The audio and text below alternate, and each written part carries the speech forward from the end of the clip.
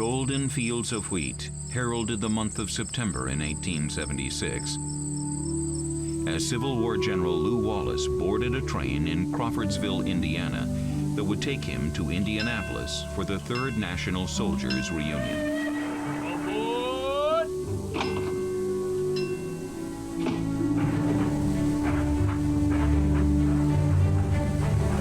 The train rumbled to life and started its eastward journey, leaving the setting sun in its trail.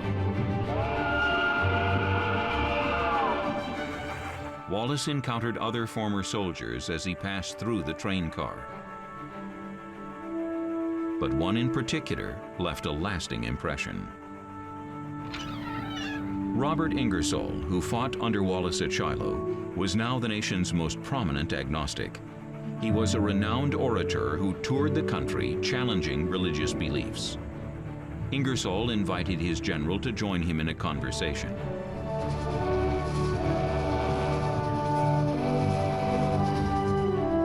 As the train continued toward the state capitol, Wallace asked for the right to choose the topic of the exchange, and his themes were all of a religious nature.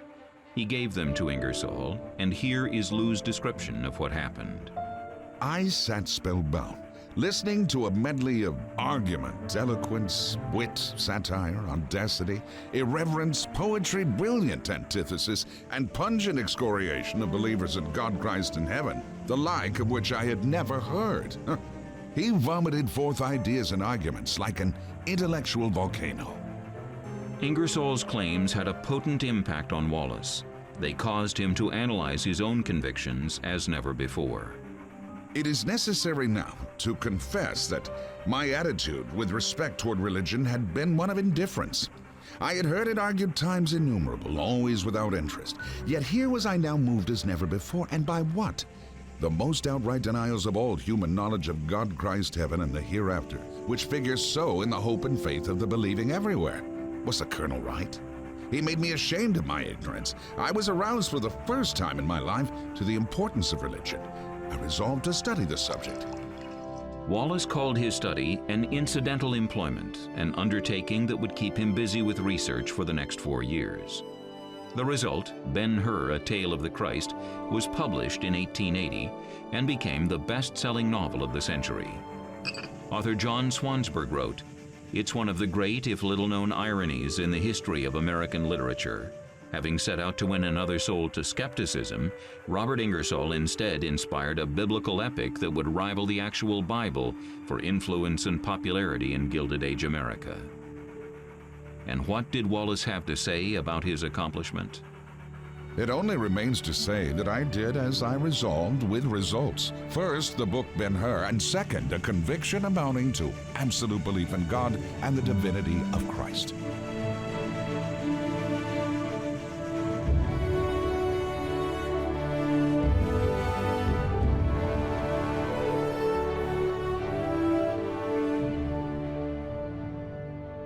The small southeastern Indiana town of Brookville, located along the Whitewater River, does little today to share its connection with two men who left their marks on the state. David Wallace was an impressive figure in his own right and well worthy of respect as far as Indiana's early political history goes. He was educated at West Point, taught mathematics there for a while, but returned to Brookville, where he married and established a very successful law practice, and was very involved in Indiana politics during the pioneer era, twice served as lieutenant governor, and then finally became Indiana governor. This church activity center now stands on the site where the Wallace home was located. A marker behind the building indicates the importance of the site. It also points out the birth of David's second son, Lew Wallace, and the future that would lie ahead for him. Lew was someone who did not like to be confined, particularly in the classroom, and tells stories of some of his early teachers beating him for missing school. The very first day he was ever in school, he got a whipping because the little girl ate his pencil. And when the schoolmaster asked him to produce his pencil, he couldn't because the little girl had eaten it, and so he got a whipping. In 1841, at age 14, he disappeared for 2 weeks when he attended a William Henry Harrison political convention in Tippecanoe County. Another time, Lew and a friend took off on a trip down the White River. He heard that they were fighting for independence in Texas, and so he and a friend commandeered a flatboat, got about 10 miles out of town before Zerelda's father, with the local constable, apprehended them and took them back home. At the age of 16, Lew's father had finally had enough of his son's running. David basically sat him down in the study And said, for your own good, I am discontinuing my help for you. You must now go out in the world and make it on your own. Certainly his father's background had influenced Lew's interest in politics, but he had abandoned his father's Whig Party for the Democrats. Wallace was able to rise up within the party, and in 1856 was elected to the Indiana State Senate. No one was surprised when the Civil War began after Confederate forces fired on Fort Sumter on April 12, 1861. Indiana's governor immediately telegraphed Lew Wallace for help. And evidently he got this telegram mid-argument in the court case over in Clinton County. And in comes a man from the telegraph station with a telegram addressed to Lew Wallace from the then governor of Indiana, Oliver P. Morton. And it's a very succinct telegram. Rebels have fired on Charleston, come immediately. Lew turns the case over to one of his associates, runs out of the courthouse, and is on his way to Indianapolis to meet with the governor. When Wallace met with Morton, the governor asked him to become Indiana's adjutant general. His goal was to raise the 6 regiments of volunteers that President Lincoln had requested from Indiana to help defend the Union. They anticipated, 6, maybe 7,000 men. 13,000 men showed up, so he was coordinating train schedules, he was inducting them, he was taking care of their medical needs, getting them checked out to make sure they were fit for service, and doing all of this in about 13 days. Wallace was made colonel of the 11th Indiana Volunteer Infantry Regiment. The 11th Indiana was first assigned to southern Indiana to watch the Ohio River for steamboats carrying contraband. That satisfied Lew Wallace for about 3 weeks, and he began pulling strings to get assigned somewhere where he was near Confederates. Wallace was assigned to Cumberland, Maryland. While on the train there, he learned from the engineers that there was a Confederate encampment about 20 miles from Cumberland in the town of Romney, Virginia. He arrives in Cumberland, Maryland. His commanding general, Patterson, is not there at that time. And he sends Wallace an order that says, if you see an opportunity where you vastly outnumber the enemy opposition, to fight them, do so. So Wallace decided to seize the initiative. They ride a train for 23 miles down to Newmarket. Marched his men 20 miles across the mountains in the dead of night in hopes of surprising the Confederate encampment in Romney. Wallace went through a little hamlet then called Sheets's Mill. He woke the dogs. The dogs started barking. A Confederate sympathizer looked out the window, saw Union soldiers. Uncle Jimmy Parker, I think it was, he saw the soldiers marching across Middle Ridge, and he got on his horse, came to Romney fast as he could, and told them uptown that the soldiers were coming. 96-year-old Mary Williams still lives in this house, seen here as it was depicted in Leslie's Illustrated Magazine in 1861. The image shows Wallace's troops as they cross the covered bridge heading into Romney. Arriving in the outskirts of Romney at about 8 a.m., he encountered his first real obstacle, which was the bridge opposite this house. When Mary's Uncle Jimmy warned the Confederate troops in Romney that Union troops were on their way, they knew the best defensive location would be at Mary's house because it was next to the bridge. Those soldiers from town came down, came through that door and on into the front of the house at the front windows to try to hold the ones off that were coming. When Wallace noticed the large brick structure on the other side of the river, he expected weapons fire from that location. He noticed that the artillery was aimed at the bridge and decided to rush his men across the bridge as quickly as possible, immediately deploying them on the far side of the bridge to engage the troops that were at this house. That's when the shutters all got shot up, I guess, and the bullet hole in the door. Mary's upstairs door still bears the scars from that 1861 skirmish. They won. They caused the rebels who were in Romney to retreat. They boarded the trains and came back. They did it all in 32 hours. It was a tremendous, unexpected exploit. He started to make a name for himself. Which rankled a lot of the Union officers who were West Pointers. There's always this big rivalry between those soldiers in the Union Army who were trained at West Point and what were called political officers. He may have been a political officer, but by September 1861, Lew Wallace received his first star and was appointed a brigadier general. As Lew Wallace and the rest of Grant's forces positioned themselves for the impending battle at Fort Henry, they were bogged down in ankle-deep mud brought on by torrential rains. The heavy rain, however, proved to be an advantage for the Navy gunboats of Flag Officer Foote. The high waters of the river allowed them to fire down into the flooding Confederate fort. The bombardment only lasted about 2 hours. Before Grant could order an advancement on the fortification, the enemy surrendered. So Grant shifted his attention to Fort Donelson. Grant initially believed that seizing Donelson was going to be like seizing Henry, easy. Well, it wasn't. As Grant's forces moved on to Fort Donelson, Wallace was ordered to stay behind to command the reserves that were defending Fort Henry. And then on February 13th, 3 small skirmishes broke out. None of them amounted to very much, but they all illustrated one thing, that Donelson was not going to fall easily. So on the afternoon of the 13th, Grant sent a dispatch back to Wallace at Fort Henry and said, "Come on over just as soon as you can." Halleck had been forwarding Grant massive numbers of troops, and he had to decide how to deploy them. Grant created the 3rd Division and made Lew the commanding general of the 3rd Division. As the battle began, the Navy attempted to attack Donelson as it had Fort Henry.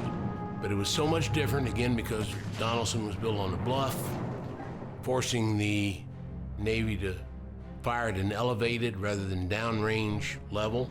The U.S. Navy was literally put out of commission by Confederate artillery that day. Foote suffered an injury when his gunboat was hit, and he asked Grant for a face-to-face meeting. Grant left immediately to meet with Foote.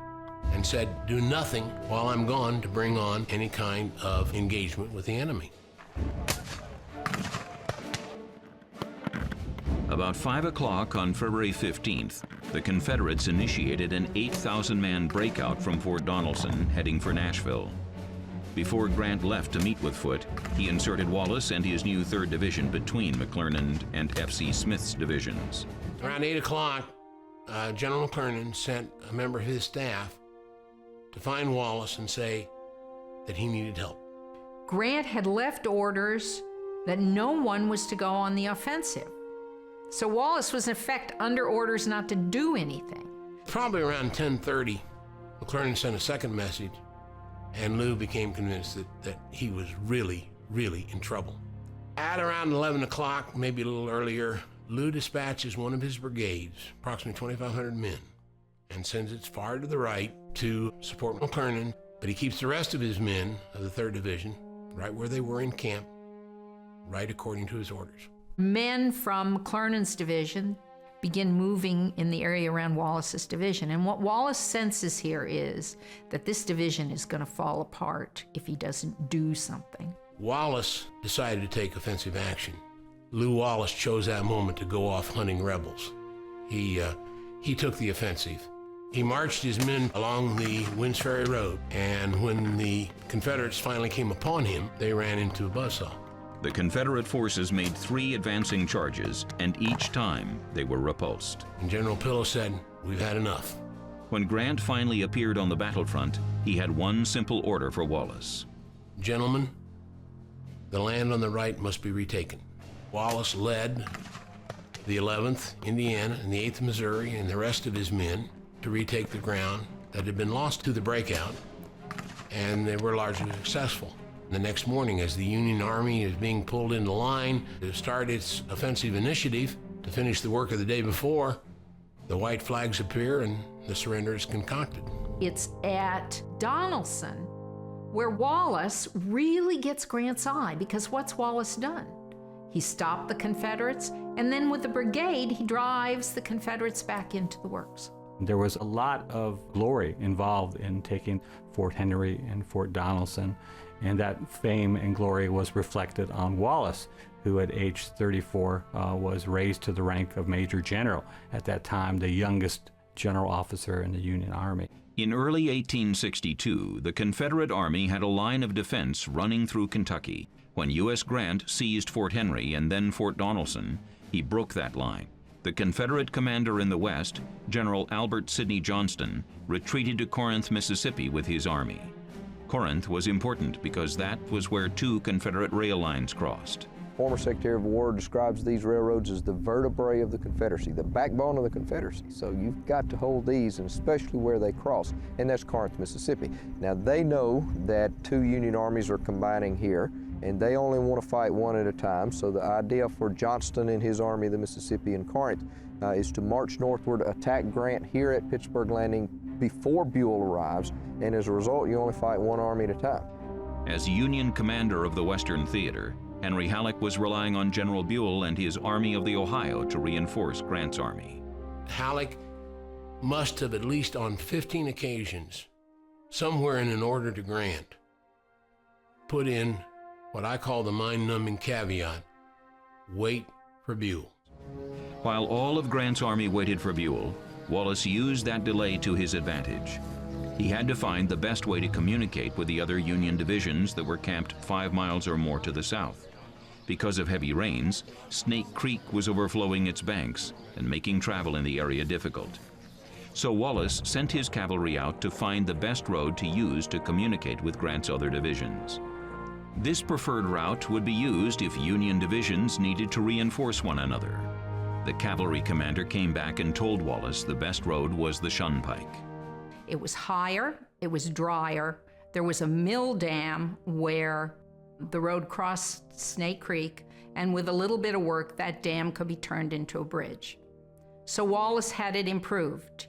He had it reinforced, he had it widened. They did what was called corduroying the road, cutting down trees and putting them over low-lying areas.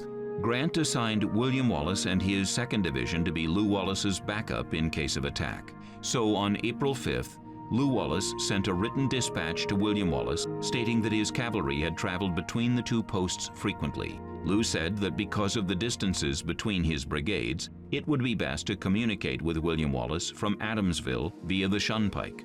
Lew's dispatch said that on the following day he would order Major Hayes to report to William Wallace's quarters. He suggested that William Wallace send a cavalry company to return with Hayes so that they could familiarize themselves with the road and act as guides between the camps in case of an emergency. Now here's the problem.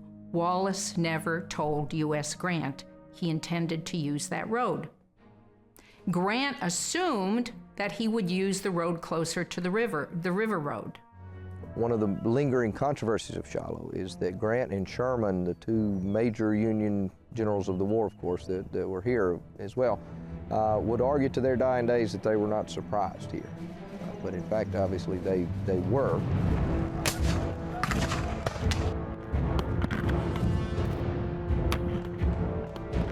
The Confederates came storming out of the woods about 6 o'clock. They hit Sherman and Prentice's 6th Division, which lay just south of Sherman. That was the initial point of contact. This is Crump's Landing, the site of Lew Wallace's headquarters on the morning of April 6, 1862. Wallace heard gunfire before dawn and understood what was happening. There was a battle starting. So Wallace ordered his men to concentrate at Stony Lonesome.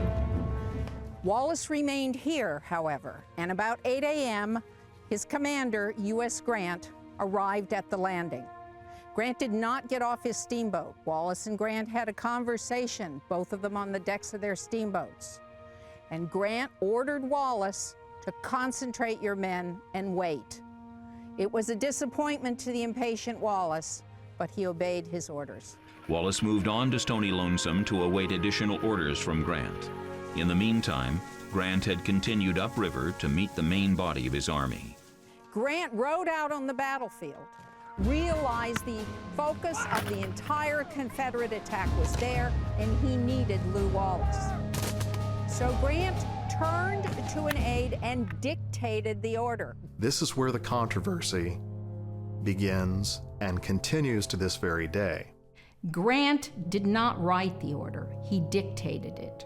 These were unsigned orders. That was another breach of military protocol. About 11:30 in the morning, a quartermaster captain named Baxter delivered the message to Wallace. This is the order which Grant said ordered Wallace to come to Pittsburgh Landing, which would have dictated use of the River Road, and which Wallace said ordered him to move to the right of the Union Army. And the fastest way to the right of the Union Army is via the Shunpike, because of course Sherman's still camped down here. Well, what happened to that message? Unfortunately, Wallace's chief of staff took it, stuck it in his sword belt, and lost it on the march. So we will never know for sure what that message said. Grant never, in all the years thereafter, could come close to adequately defining what he told Wallace to do. So what Grant wrote, or what Grant thought he sent, and what Lew Wallace actually got, and maybe even to the point of what he interpreted what he got, if it was so general, was just light years apart. The difference of opinion wasn't apparent to Wallace the day of the battle.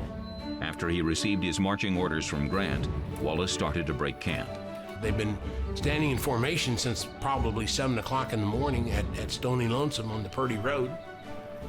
Breaks formation, feeds them for half an hour, and off they go at 12 o'clock. Wallace's brigades were making rapid progress as they crossed Snake Creek, and then Clear Creek as they were making their way down the Shunpike. Wallace remembered the march in his autobiography. God help us. There was never music with motive to action and such inspiration in it as that of battle. But it was just after the last soldier crossed Clear Creek that one of Grant's staff rode up from the rear in great agitation. It is here on the afternoon of April 6th, 2:30 in the afternoon, that Captain William Rowley of Grant's staff found Lew Wallace. Wallace on the Shunpike, marching toward the right of the Union Army. Wallace asked the messenger if he had orders from Grant. Rowley responded, "Yes, he wants you at Pittsburgh Landing, and he wants you there like hell." So Wallace was forced to turn around and countermarch. After the countermarch, Wallace's division retraced their steps back up the Shunpike. A local resident identified a crossroad that would take Wallace's forces to the River Road, and it was at this point that the 3rd Brigade from Adamsville caught up with them. As Wallace's full force turned onto the crossroad, Captain Rawlins, Grant's chief of staff, and chief engineer Lieutenant Colonel McPherson located them. McPherson and Rawlins rode up this road, the River Road, to Crump's Landing. They had no knowledge of the roads, so they rode up the River Road expecting to find Wallace. And when they didn't, and were instead directed to move to the west to find Wallace, they were confused and they were angry, believing that Wallace was lost. The shortcut to the River Road that Wallace and his division started down was simply a little dirt road, barely more than a path through the woods. It was up and down steep hills and through streams. Wallace was moving about 5,000 men with artillery. Then conditions became worse when they marched into the low-lying area of Snake Creek. A cavalryman who was with Wallace's troops later wrote that Wallace's men sank in mud and water, at times up to their hips, but never showed anything but eagerness to get to the battlefield. And so they began to arrive here as the evening light fell, sometime between 6:30 and 7.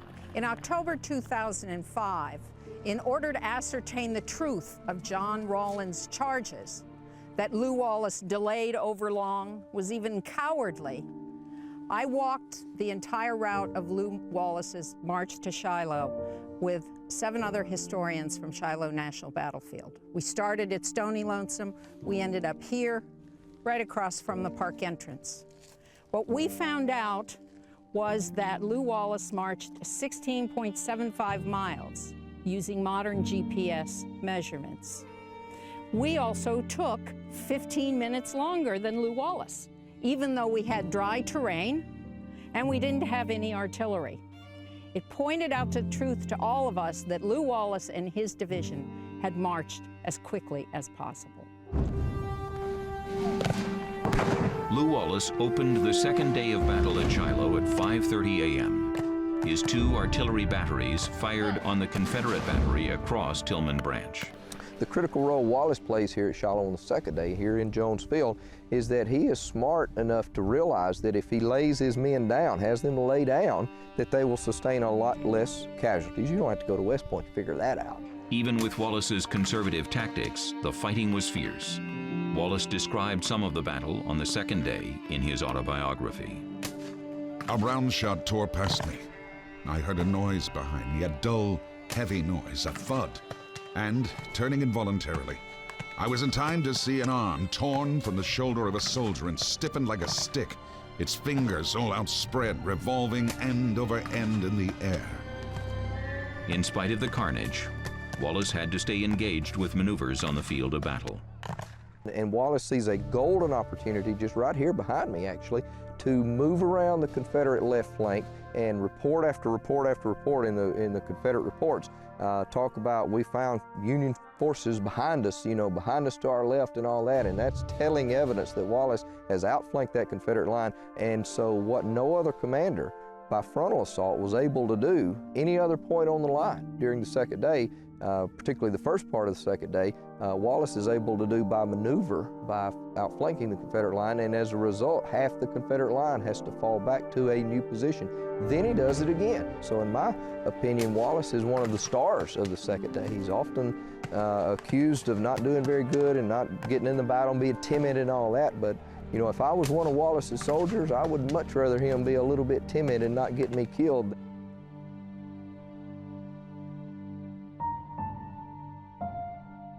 Shiloh ended up being the largest battle in Grant's 1862 spring campaign, and arguably the most important. Some have said the Confederacy's back was broken after this 2-day battle.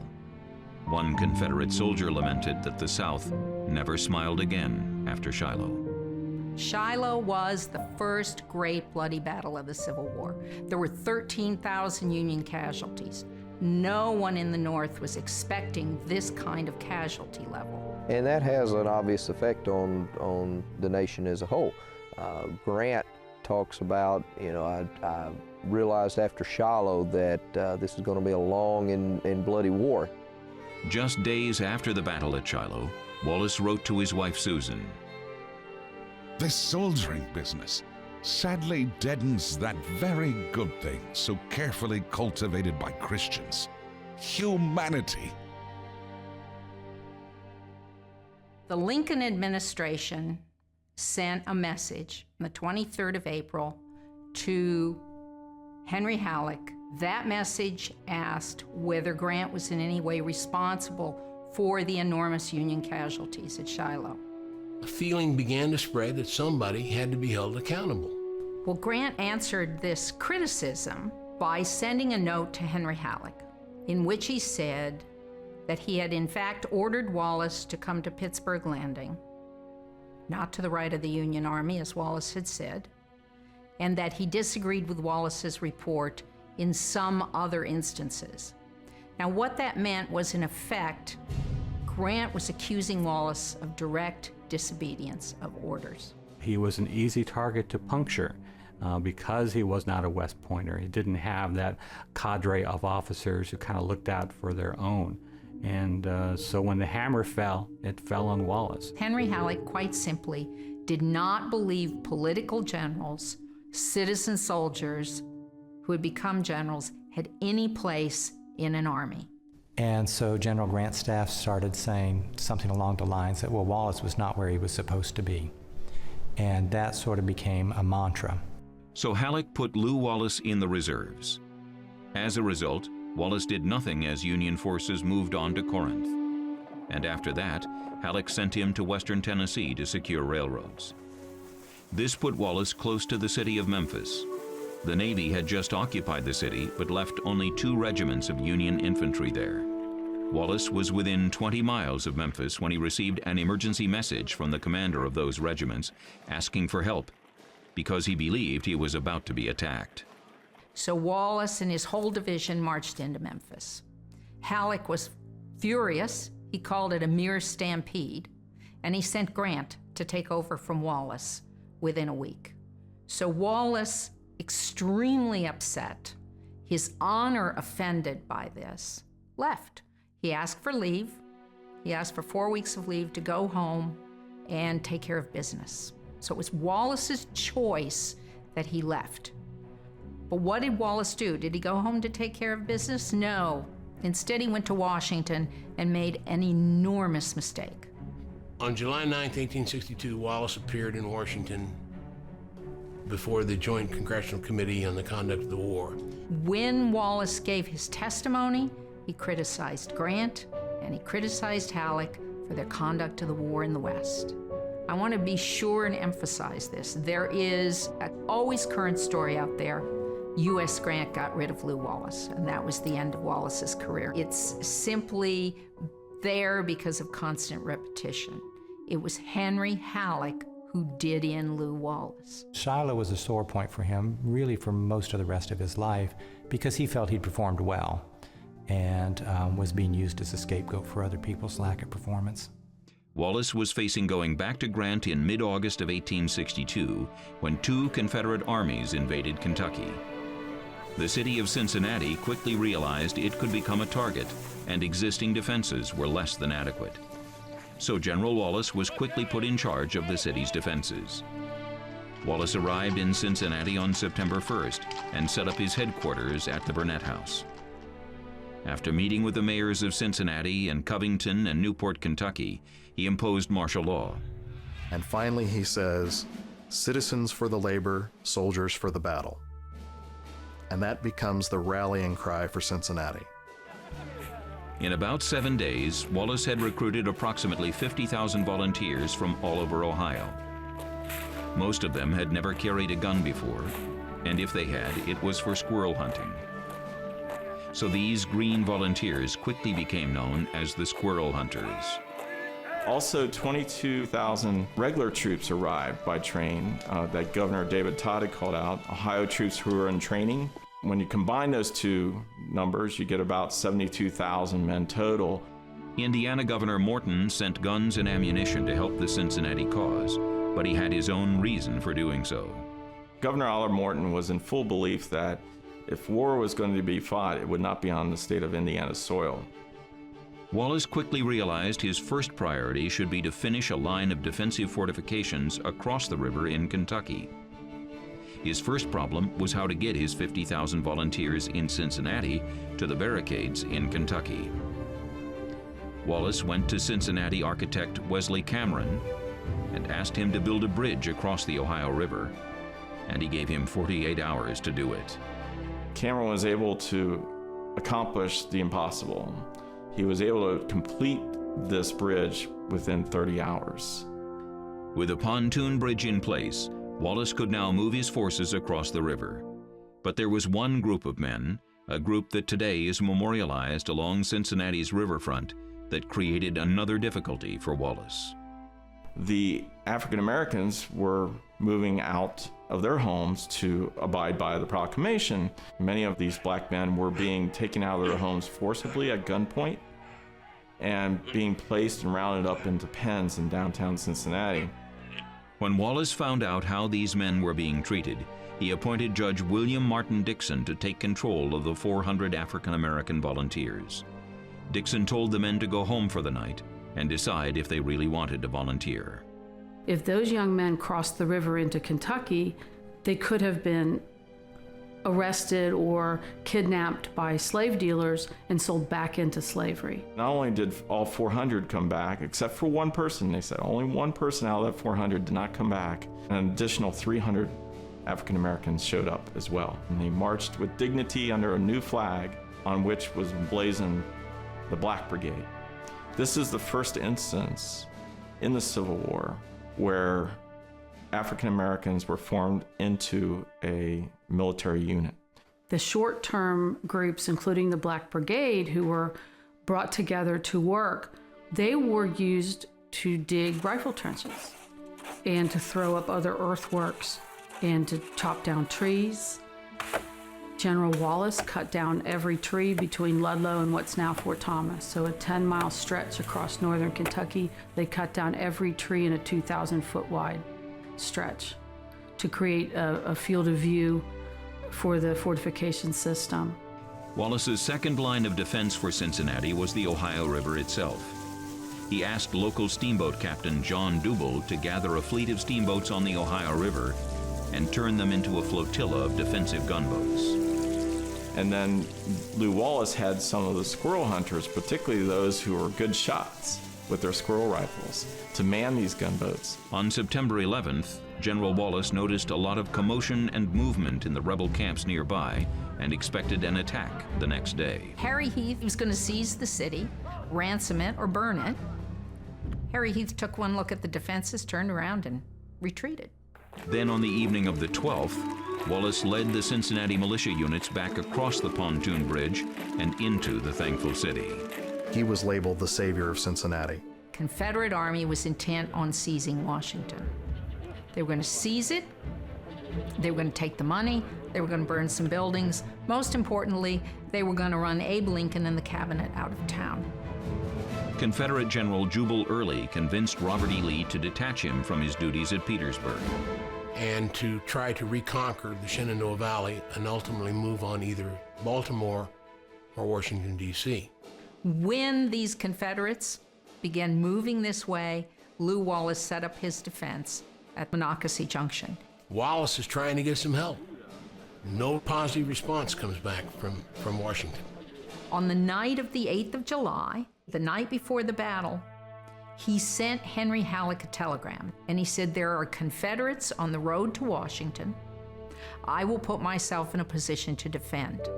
Wallace's army is outmanned, it's out-equipped, it's out everything except it's not outfought.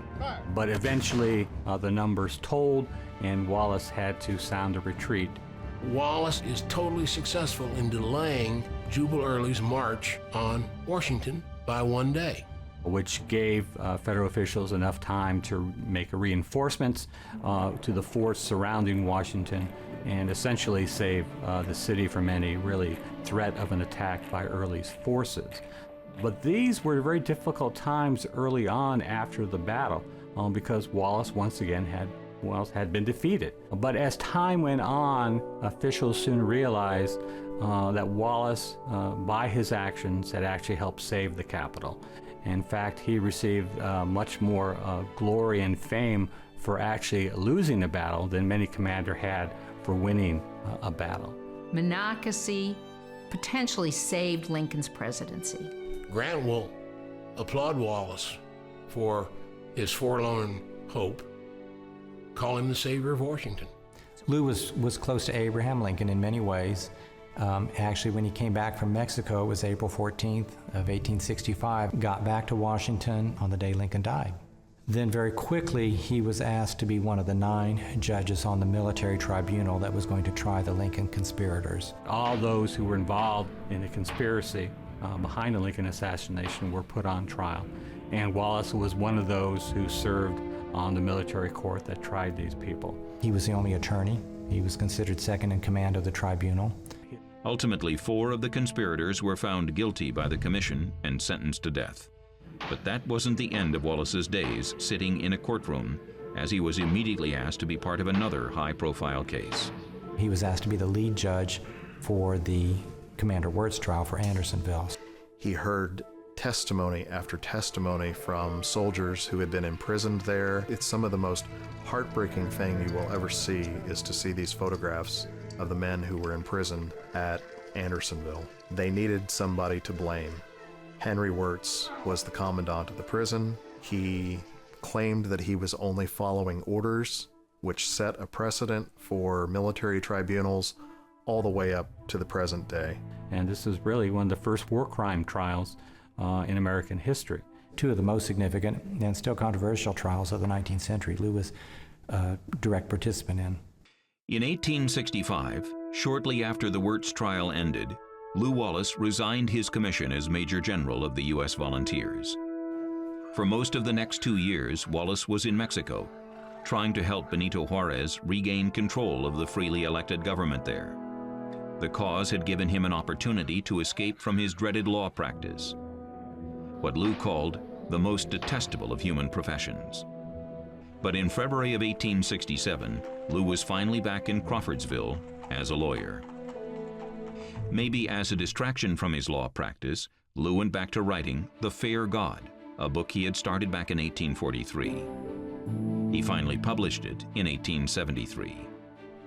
The modest success of his first published work was enough to encourage Lew to continue writing. He decided to write a short piece about the 3 wise men who appeared in the Gospel of Mark. He completed an 80-page story on the subject, but then just filed it away in a drawer. It was 3 years later, on the train ride from Crawfordsville to Indianapolis, that Lew had his chance encounter with Robert Ingersoll. By the 1870s, religious skepticism, unbelief, was beginning to be a very powerful force in Victorian America. And Robert Greene Ingersoll became the public face of unbelief. Wallace later recalled that Ingersoll ranged through the Bible, the immortality of the soul, the divinity of God, and heaven and hell.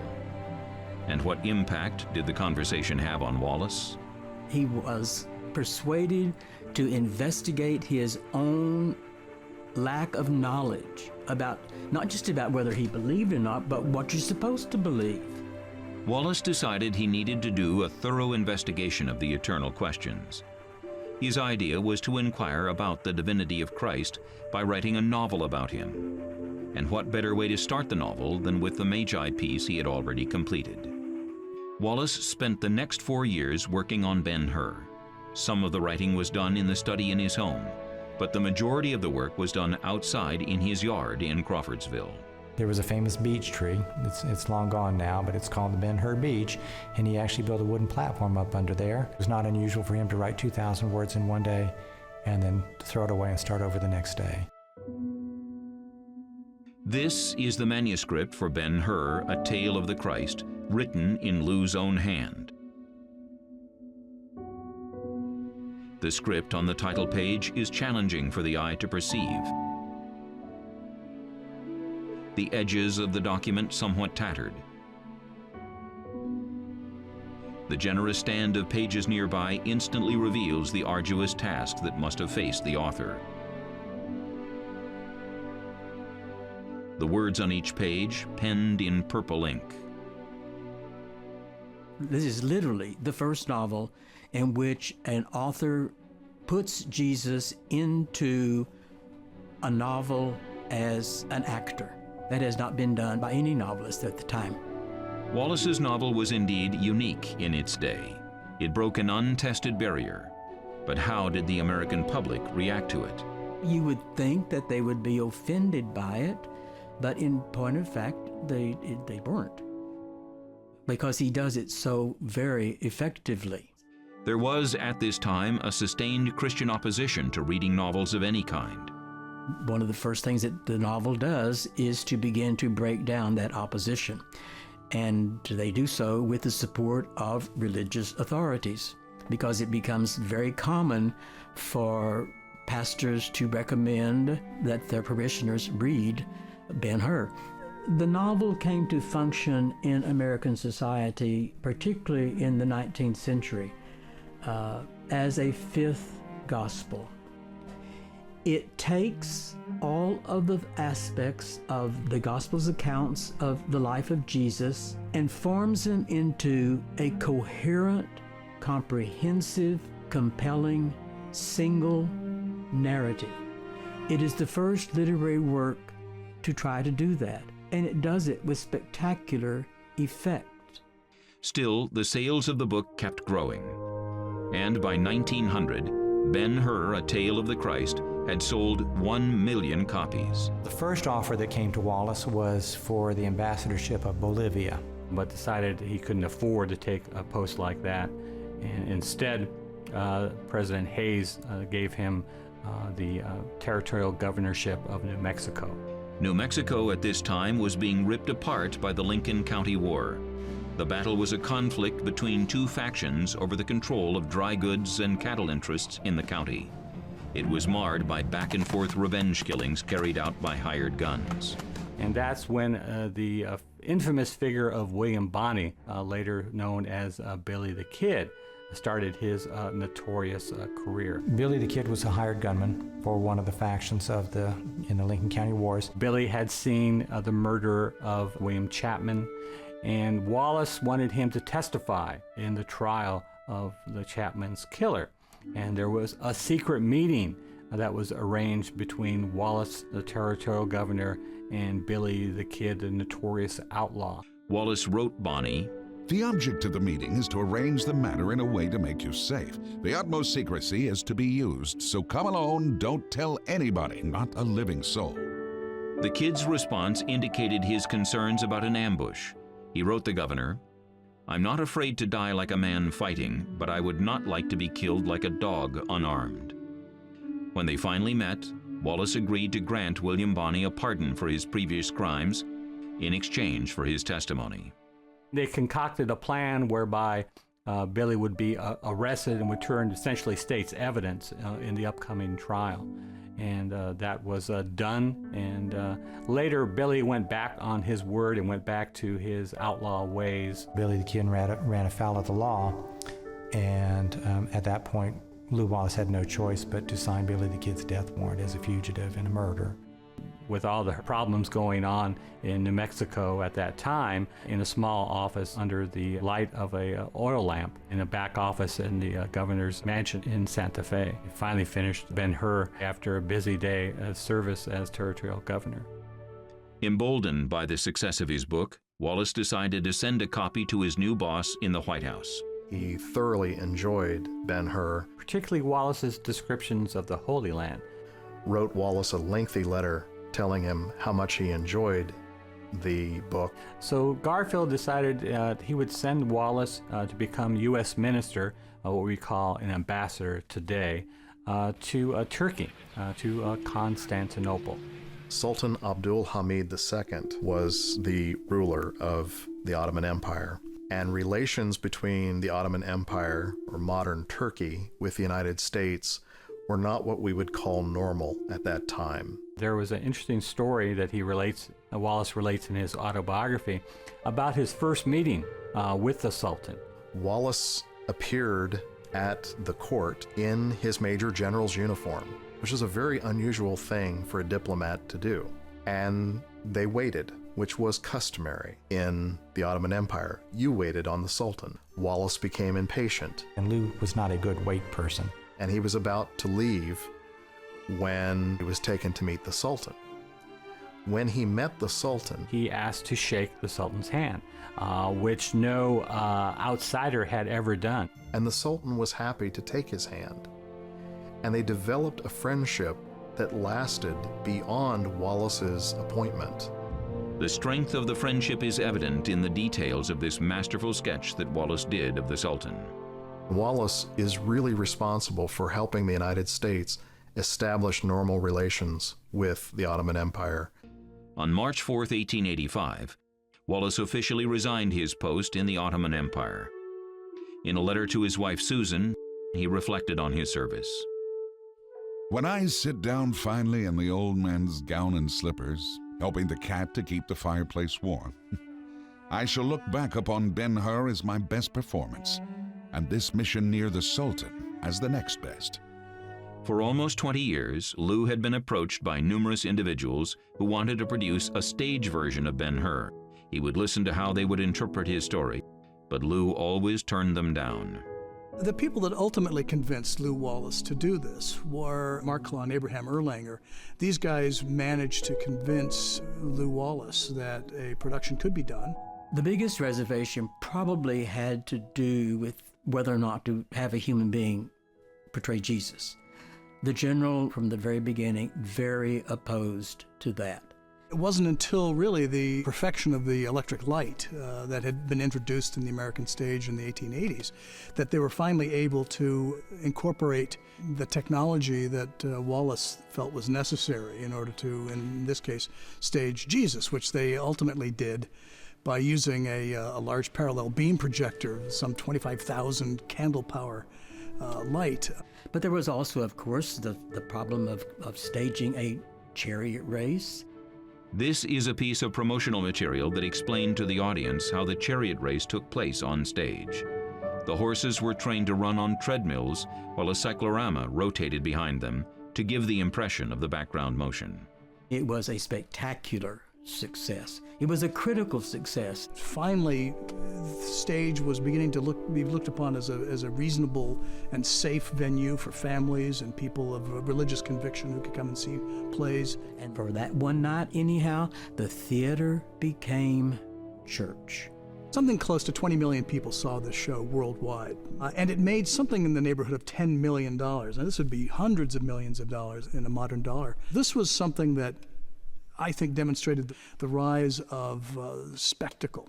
And I think ultimately this play led really to the downfall of the live stage, because cinema was just coming along, and cinema could do that kind of spectacle even better than the stage could. One early filmmaker attempted to make such a spectacle from the Ben-Hur story, but he overlooked one small detail that led to a precedent-setting Supreme Court case. We would probably not even know anything about the 1907 Sidney Alcott production of Ben-Hur, but they did not get permission from the Wallace estate. In 1911, the Supreme Court issued a statement that extended literary copyright rights to the new art form of the film, and that in effect ended the filmmakers' just kind of free, unlimited access to every novel ever written. But it also kind of anointed film as a legitimate art form. The art form of the silent film was at its peak when the next version of Ben-Hur hit the screen. But this time, Lew's son Henry, who managed the Wallace estate, realized the value of the property.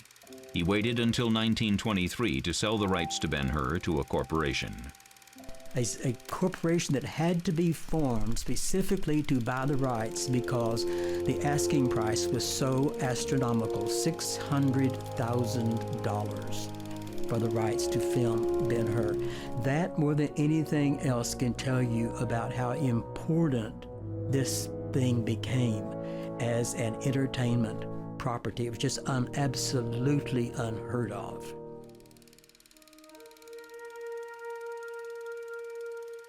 By the time the 1959 Ben-Hur was released, Wallace had little impact on the film's production other than an author credit. But it proved once again the power of Lew's manuscript from 1880 to attract an audience. No other novel has produced a series of sequential cultural iterations that have each and every one of them been landmarks. Best-selling novel, best attended, longest lived stage play ever, the epitome of the silent epic. The 1959 film, check out the number of Academy Awards. The film's 11 Academy Awards would have delighted Lew Wallace, but the novel's lasting cultural impact would surprise even the general. There's developed a symbiotic relationship between religion and popular culture. Popular culture now rules Western society, period. In the United States, uniquely, religion took part in that, but it's always been there, and I would argue that it's been there largely because of Lew Wallace's novel and its tradition. Lew began to think his own story would be an interesting one to tell, so he started writing his autobiography. Unfortunately, he had only completed the work through the Battle of Monocacy when he passed away. His wife Susan, with the help of friend and author Mary Hannah Kraut, finished the autobiography using letters and articles that Lew had written. Susan wrote, The closing years of his life were serene and cloudless. The study was built, a pleasure house for my soul, as he called it. The grandsons were a delight. The old wound at Shiloh ceased from troubling. His health went into a rapid decline in 1904. It was kind of a drawn-out illness, but he met it very bravely, knew he was dying. Susan wrote, "He loved life well, but not so well as to be unprepared to lay it down at the call of the great commander. He said he would live it over again willingly, just as it was." When Lew heard of the death of an old comrade, he sent the following message. He is but a day's march ahead of us. We will overtake him soon. General Lew Wallace passed away on February 15, 1905, at the age of 77. And by all consensus, it probably was cancer. It may have been stomach cancer, it may have been lung cancer. We'll never really know. We may never know what caused Lew's death, but we do know how he lived. Lew Wallace, the man, would have been great fun. He was a Renaissance man. He could take on and do almost anything. And he had this immense appetite for adventure. But someone who could be seen by many as a little egotistical at times, but who, even though he failed, tried and tried again. He just keeps popping up. He kind of became the sort of go-to man. It's just remarkable that what we call today a self-educated man could produce one of the most enduring classics of modern American literature. But he clearly had some internal urge to create. He was also a man with some flaws, and he was his own best friend and his own worst enemy. I think one of the most interesting things about Wallace is he understood that he wanted to be a soldier. I think he would prefer to be a knight. Saying you love war is not a modern concept, but it very much in the 19th century it was. War was still a romantic, glorious thing.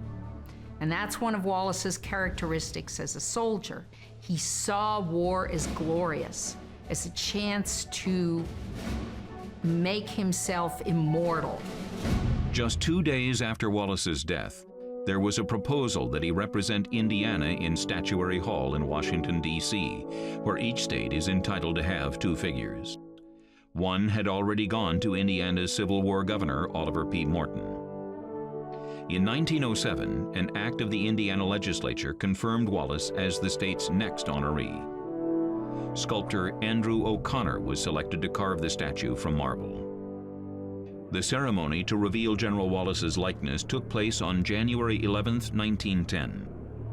Indiana Senator Albert Beveridge uncovered the work of art with these words: "Indiana proudly unveils this statue of Lew Wallace, soldier and lawgiver, author and idealist, dreamer of beautiful dreams for his fellow men, and a wielder of a sword and pen which helped those dreams come true." A bronze copy of the statue stands on the grounds of Wallace's study in Crawfordsville, on the site where the Ben-Hur beech tree once stood.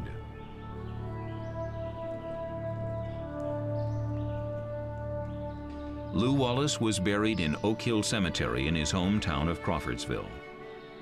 Because of the religious content of his Ben-Hur novel, the public was always curious about Lew's religious beliefs. This was Lew's response to that question, one he felt was important enough to put on the first page of his autobiography.